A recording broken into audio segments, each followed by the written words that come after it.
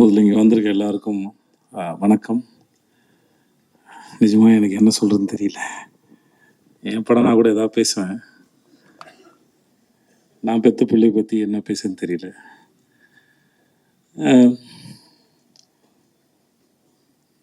முதல்ல மாஸ்டர், உங்களுக்கு ரொம்ப நன்றி மாஸ்டர். இது இது எங்கே ஆரம்பிச்சதே தெரியல. 2019 எனக்கு கதை சொன்னார். அப்போது பண்ணுறா இருந்தது. அப்புறம் அது நடக்காமல் போயிடுச்சு. அப்புறம் ஒரு ஃப்ளைட்டில் மும்பையிலேருந்து வரும்போது 2 பேர் எதாச்சும் சந்தித்து பேச ஆரம்பித்தோம். ரொம்ப நாட்கள் சந்திச்சதுனால நான் என் குடும்ப புகைப்படங்கள்லாம் அவருக்கு காமிச்சிட்டு இருந்தேன். அவர் ஃபேமிலி ஃபோட்டோலாம் நாங்கள் பார்த்துருந்தோம். அப்புறம் ஜவான் ஷூட்டில் அவனை பார்த்தாப்புல. மகாராஜில் எனக்காக வந்து ஒர்க் பண்ணி கொடுங்கணும். எந்த இடத்துல அவனுக்கு பிடிச்சதுன்னு தெரியல. எனக்கு கதை சொல்லும்போது கதை ரொம்ப நல்லா இருந்தது. சரி, என் வீட்லேயும் அந்த வயசில் ஒரு பையன் இருக்கானே, இவர் எது சொல்லவே இல்லையே அப்படின்னு நினச்சேன். சரி, ஓகே அப்படின்னு விட்டேன் நான். அப்புறம் செட்டில் வச்சு தான் சொன்னார், உங்கள் பையன் கரெக்டாக இருப்பான்னு நினைக்கிறேன்னு. எனக்கு ஒரு மாதிரி சந்தோஷமும் இருந்தது, ஆனால் பயமும் இருந்தது. ஏன்னா அது அவன் எப்படி பண்ண போகிறானோ, இல்லை அப்போ தான் காலேஜ் படிச்சுட்டு இருந்தேன், அப்போ தான் சேர்ந்துருந்தான்.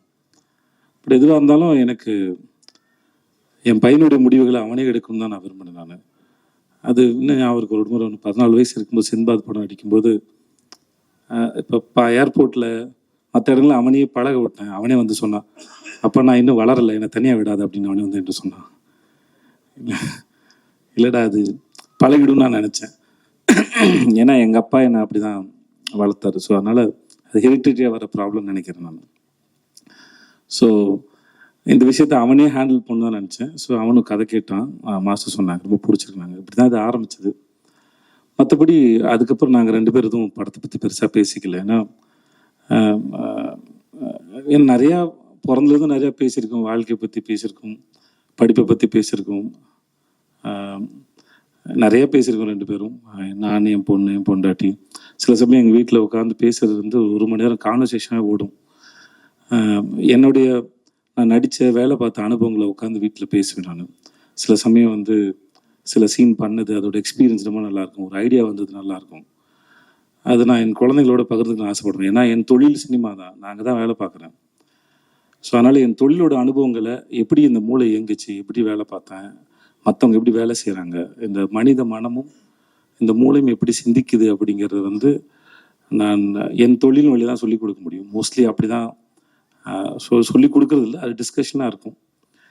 சொல்லுவேன் நானே, எனக்கு பொண்டாட்டி பிள்ளைங்க இருக்குது, வேலை இருக்குது, கடன் சுமைகள் இருக்குது, அப்புறம் பாதுகாப்பு சார்ந்து நிறையா சிந்திக்க வேண்டியது இருக்குது. ஆனால் குழந்தைகளாக இருக்க உங்களுக்கு எந்த பாரமும் இல்லை. அதனால் நான் பேசுகிற கருத்துக்களை கேட்டு உங்களுக்கு ஏதாவது கருத்து இருந்தால் கூட என்கிட்ட பகிர்ந்துக்கோங்க, அது எனக்கு உதவியாக இருக்கும் அப்படின்னு ஒரு ஜனநாயக முறையில் தான் டிஸ்கஷன் இருக்கும் மோஸ்ட்லி.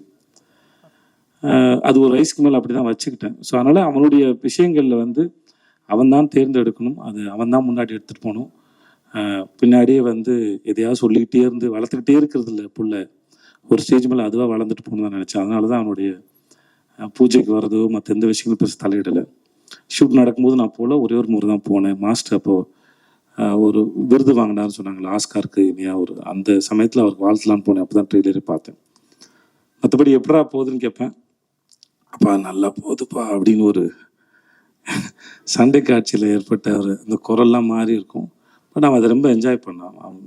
நீ என்ஜாய் பண்ணுறியாடான்னு கேட்டேன். நான் ரொம்ப என்ஜாய் பண்ணுறேன், அவ்வளோதான் தேவை வெளியே. மற்றபடி எனக்கு அவனுக்கான விஷயங்கள் அவனால் தேர்ந்தெடுக்க முடியும், அவன் முன்னாடி பார்த்துப்பான்னு தெரியும். அவன் ஒரு அடாப்டபிள் தான், மாற்றிக்கூடிய ஆள் தான், தன்னுடைய தவறுகளை செல்ஃப் அனலைஸ் பண்ணக்கூடிய ஒரு ஆள் தான். ஸோ அது அவனுக்கு இருக்கும்போது அவன் பொழைச்சிப்பாங்கிற நம்பிக்கை எனக்கு எப்பவுமே இருந்தது. அதனால் எனக்கு எந்த கவலையும் பயமும் இருந்ததில்லை. ஸோ அவன் பார்த்துப்பான்னு எனக்கு தெரியும். பட் இந்த ஒரு வாய்ப்பை ஏற்படுத்தி கொடுத்த உங்களுக்கு மிகப்பெரிய நன்றி மாஸ்டர், ரொம்ப நன்றி. சின்ன வயசுலேருந்தே அவனுக்கு மாஸ்டர் ரொம்ப பிடிக்கும். அப்படிப்பட்ட நான் சொல்லியிருப்பேன், ஒருவேளை நான் ஒரு படம் அமைஞ்சா இருந்தால் கூட அனல் அரசு மாஸ்டர் வச்சு உனக்கு ஃபைட் எடுத்துக்க முடியுமான்னு எனக்கு தெரியாது. ஸோ அவர் மூலமாகவே இந்த வாய்ப்பு உனக்கு அமைஞ்சதுங்கிறது அது பெரிய பாக்கியம் நான் சொல்லியிருக்கேன். ஸோ ரொம்ப ரொம்ப நன்றி மாஸ்டர் உங்களுக்கு. மற்றபடி இன்றைக்கி வாழ்த்து பேசுகிறவங்க அத்தனைக்கும் ரொம்ப நன்றி. ரொம்ப உளமாற வாழ்த்துனீங்க, அதுக்கு நான் எவ்வளோ நன்றி சொன்னாலும் தகும். அது மாஸ்டர் உங்களுடைய ஸ்பீச் எதிர்பார்க்கல மாஸ்டர், ஒரு பெரிய ஏதோ அரசியல் கட்சி மேடையோட ஸ்பீச் மாதிரி இருந்து மாஸ்டர், நல்லா இருந்தது. டிடி தேவதர்ஷினி, நான் உங்களுக்கு தெரியும், நான் உங்களோட பெரிய ஃபேன். உங்களுக்கும் சரி, உங்கள் வீட்டுக்காருக்கும் சரி, நீங்கள் 2 பேரும் அற்புதமான ஆக்டர்ஸும் சரி, மனிதர்களும் சரி. அது பெரிய வார்த்தை, நீங்கள் வந்து உங்கள் பிள்ளைய பார்த்து அதை வாழ்த்து சொன்னது. இந்த படம் பார்த்தபோது உங்களுடைய பெர்ஃபார்மன்ஸ் நைட்லையும் உங்களுக்கு பேசினேன் நினைக்கிறேன், சேத்தன் சார் கூட பேசினேன்னு தெரியல. நீங்கள் ரொம்ப பிரமாதம், எந்த கேரக்டர் எடுத்து பண்ணாலும் சரி அது ரொம்ப பிரமாதம். அம்மா எனக்கு உங்கள் பேர் தெரியாது, ஆனால் அந்த படத்தில் ஒரு சில காட்சிகள்லாம் வந்து உங்களோட எக்ஸ்பிரஷன் வந்து ரொம்ப பிரமாதமாக இருந்தது. நான் மாஸ்டருக்கு நான் சொன்னேன், அது அவ்வளோ சர்ப்ரைசிங்காக இருந்தது. உங்களுடைய படங்கள்லாம் நீங்கள் பண்ணுறது ரொம்பவே நல்லா இருந்தது. ப்ளீஸ் உட்காருங்க. அபி உட்கார அபி, அதெல்லாம் உட்கார். நான் அவளை குழந்தையிலேருந்து பார்த்துட்ருக்கேன். தர்மபுரியில் எனக்கு அக்கா பொண்ணா நடித்தா, இப்போ என் கூட வெப் சீரிஸ் நடிக்கிறா. அவளுடைய வளர்ச்சி எனக்கு ரொம்ப சந்தோஷத்தை கொடுக்குது. எனக்கு உங்கள் பேரும் தெரியாதுமா, வாழ்த்துக்கள், உங்களுக்கு என்னுடைய வாழ்த்துக்கள். சக்தி எல்லாரும் ஒருத்தர், விவேகா சார், சிவா சார், உங்கள் எல்லாருக்குமே என்னுடைய மிகப்பெரிய மனமார்ந்த நன்றி. வந்த உங்களுக்கும் நன்றி. பாண்டராஜ் சார் உங்களுக்கும் நன்றி சார்.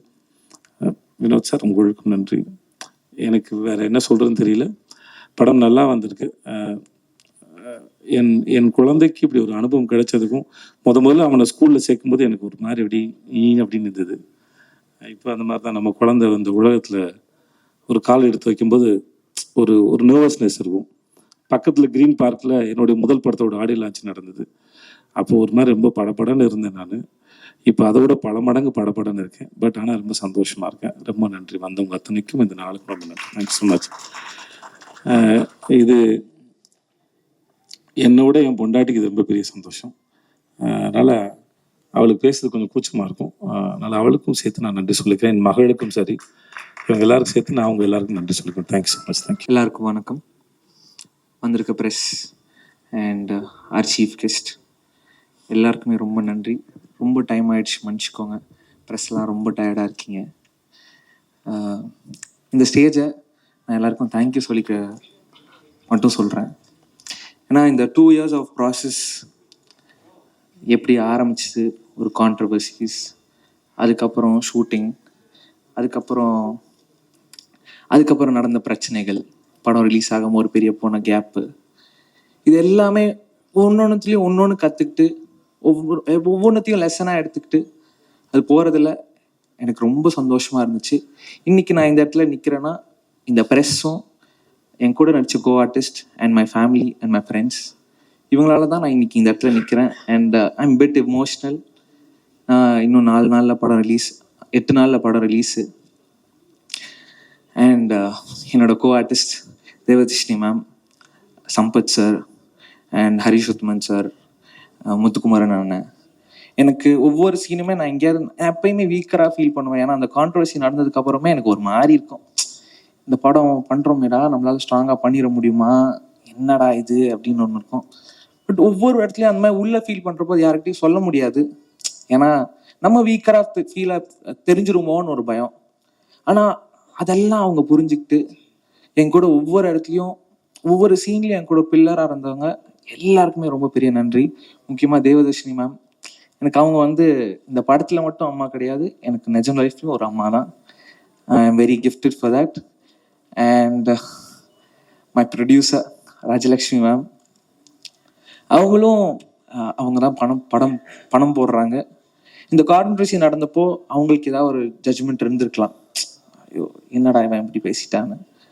ஆனால் அதெல்லாம் தாண்டி அந்த மாதிரி எந்த எண்ணமும் இல்லாமல் நான் இருக்கேன் கூட அப்படின்னு ஒன்று சொன்னதில் வந்து I am very happy ma'am.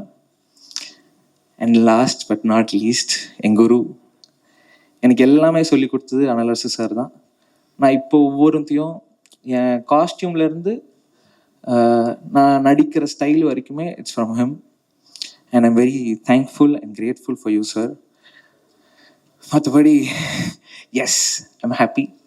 July 4th Phoenix வருது, எல்லோரும் தேட்டரில் போய் பார்ப்பீங்கன்னு நம்புகிறேன். அண்ட் உங்கள் கருத்துக்களை சீக்கிரம் சொல்லுங்கள், நான் எதிர்பார்த்து வெயிட் பண்ணுறேன். இந்த லேர்னிங்க்கு ரொம்ப நன்றி. And I'm very happy.